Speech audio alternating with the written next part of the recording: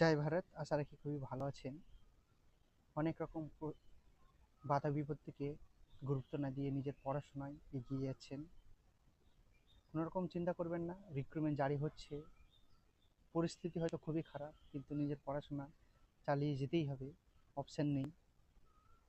আজকের আলোচনার বিষয় হচ্ছে যে CBHFL 2025-এ রিক্রুটমেন্ট জারি করেছে। টোটাল ভ্যাকেন্সি জারি করেছে 212টা।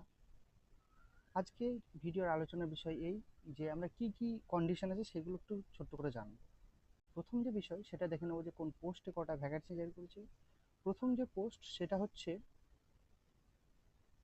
Assistant general manager. এক্ষেত্রে টোটাল ভ্যাকেন্সি জারি করেছে 15টা। নেক্সট হচ্ছে সিনিয়র ম্যানেজার, এক্ষেত্রে টোটাল ভ্যাকেন্সি জারি করেছে 2টো। নেক্সট হচ্ছে ম্যানেজারের ক্ষেত্রে টোটাল ভ্যাকেন্সি জারি করেছে 48 or 48টি। নেক্সট হচ্ছে অ্যাসিস্ট্যান্ট ম্যানেজার, এক্ষেত্রে আপনার ভ্যাকেন্সি জারি করেছে 2টো। নেক্সট হচ্ছে জুনিয়র ম্যানেজার, এক্ষেত্রে 34টা ভ্যাকেন্সি জারি করেছে।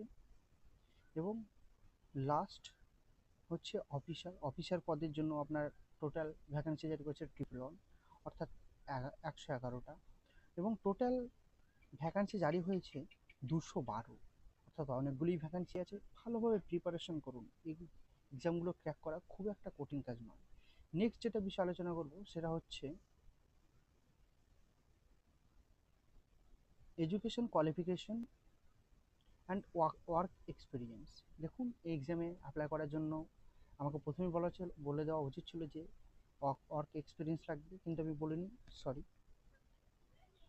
তো প্রথম যেটা হচ্ছে সেটা হলো যে আপনার অফিসার লেভেলের জন্য আপনার 12th পাস আউট হতে হবে এবং 1 বছরের এক্সপিরিয়েন্স থাকতে হবে। নেক্সট যেটা হচ্ছে সেটা হচ্ছে জুনিয়র ম্যানেজার। জুনিয়র ম্যানেজারদের জন্য আপনার জুনিয়র ম্যানেজারের জন্য আপনার গ্র্যাজুয়েট হতে হবে এবং 2 বছরের এক্সপিরিয়েন্স থাকতে হবে। থার্ড হচ্ছে ম্যানেজার লেভেল, এক্ষেত্রে আপনার গ্র্যাজুয়েট ডিগ্রি থাকতে হবে এবং 5 থেকে 7 বছরের এক্সপিরিয়েন্স থাকতে হবে। নেক্সট যেটা বিষয় সেটা হচ্ছে যে আপনার সিনিয়র ম্যানেজারদের ক্ষেত্রে আপনার ডিগ্রি থাকতে হবে, like LLB, civil engineer and architecture, এবং 3 বছরের রিলেভেন্ট ফিল্ডে এক্সপিরিয়েন্স থাকতে হবে, মাফ করবেন 6 বছরের এক্সপিরিয়েন্স থাকতে হবে। নেক্সট পোস্ট সেটা হচ্ছে অ্যাসিস্ট্যান্ট জেনারেল ম্যানেজার, এক্ষেত্রে আপনার গ্র্যাজুয়েট ডিগ্রি থাকতে হবে এবং 5 থেকে 10 বছরের এক্সপিরিয়েন্স থাকতে হবে, like sales and credit, finance, compliance and HR ডিপার্টমেন্টগুলো থেকে।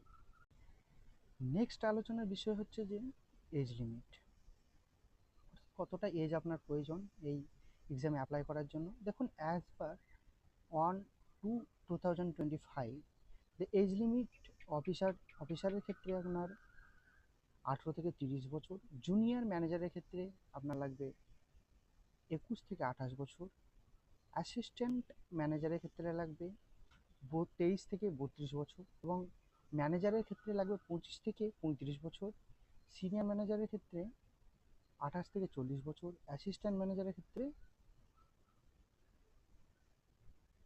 অ্যাসিস্ট্যান্ট জেনারেল ম্যানেজারের ক্ষেত্রে লাগবে আপনার 30 থেকে 35 বছর। যদি আপনারা কেউ স্পেশাল ক্যাটাগরি থেকে বিলংস করেন, মানে SC/ST, তাহলে 5 বছরের এজ রিল্যাক্সেশন পাবেন। বেশি হলে আপনারা 3 বছরের এজ রিল্যাক্সেশন পাবেন। এবং লাস্ট যেটা মূল বিষয় সেটা হচ্ছে যে কবে থেকে অ্যাপ্লিকেশন নেওয়া শুরু হবে। দেখুন, অনলাইনে অ্যাপ্লিকেশন নেওয়া আজকে থেকে শুরু হয়েছে, অর্থাৎ 4/4/2025 থেকে, এবং এটা লাস্ট ডেট হচ্ছে 25/4/2025। আমি আরেকবার রিপিট করছি, 25/4/2025। তো যারা ভাবছেন আবেদন করবেন, আবেদন করুন, প্রিপারেশন ভালো করে নিন। আর একটা কথা মাথায় রাখবেন যে বর্তমান আমরা যে সিস্টেমের মধ্য দিয়ে যাচ্ছি, সেই সিস্টেম খুব সুন্দরভাবে আমাদেরকে পঙ্গু করে দেওয়ার পরিকল্পনা করছে। এর জন্য সতর্ক থাকতে হবে। কোনো রকমভাবেই কোনো ট্র্যাপে পা দিবেন না। আজকে যে ঘটনাগুলো ঘটছে তার থেকে খুব সাবধানতার সঙ্গে নিজেকে বিচার করবেন। শুধু একটা নির্দিষ্ট বিষয়ের ওপর নিজের ধ্যানকে, নিজের চিন্তাভাবনাকে আঁকড়ে ধরে রাখবেন না। ব্রডভাবে ভাবার চেষ্টা করবেন যে কেন ঘটছে, কি করতে হবে, বাস এতগুলো। সো আজকের ভিডিওতে এতটুকুই। ভালো থাকবেন, ভালো রাখবেন, সুস্থ থাকবেন, সুস্থ রাখবেন। জয় ভারত।